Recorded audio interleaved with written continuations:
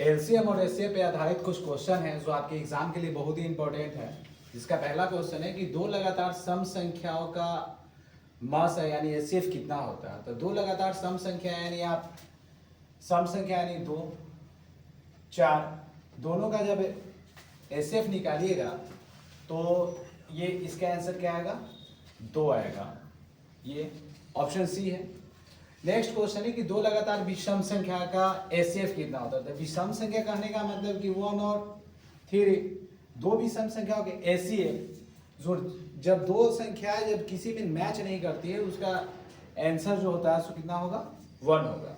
Next है कि दो संख्या या a और 18 का एचसीएफ 36 है तथा मासक 2 है तो a का मान कितना होगा।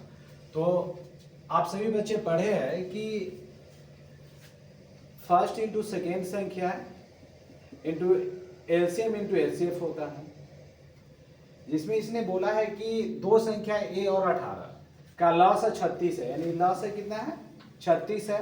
अमास कितना है, 2 है। एक संख्या a है दूसरी संख्या 18 है।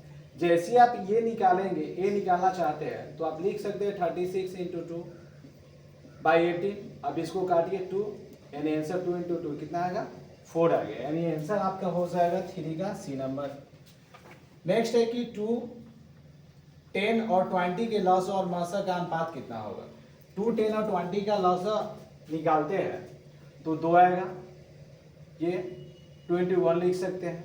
10 को आप लिख सकते हैं 2 इंटू 5 और फिर आप 20 को लिख सकते हैं कि 2 इंटू 2 इंटू 5। अब इसका अगर आप एलसीएम निकालते हैं एलसीएम तो आप लिख सकते हैं कि ये पूरे में कॉमन 2 आ रहा है तो 2 लिखे, पूरे में 5 आ रहा है तो 5 लिखे, बच गया 2। यानी इसका एलसीएम आ जाएगा आपका 10 टू 20 आया। फिर इसका अगर एचसीएफ देखते हैं, एचसीएफ टोटल में कॉमन कितना है, 2 है, फिर 2 है और फिर 2 है यानी 2 आया। फिर इसका अनुपात हमको ज्ञात करना है, एलसीएम अनुपात एचसीएफ।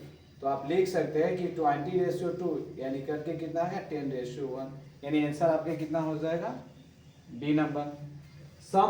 सबसे छोटी अभाज्य संख्या क्या है। अभाज्य संख्या स्टार्ट जो है सो 2 से होती है, 2 होती है, 3 होती है, 5 होती है, 7। तो सबसे छोटी हमसे पूछा, सबसे छोटी कौन है, ऑप्शन बी 2।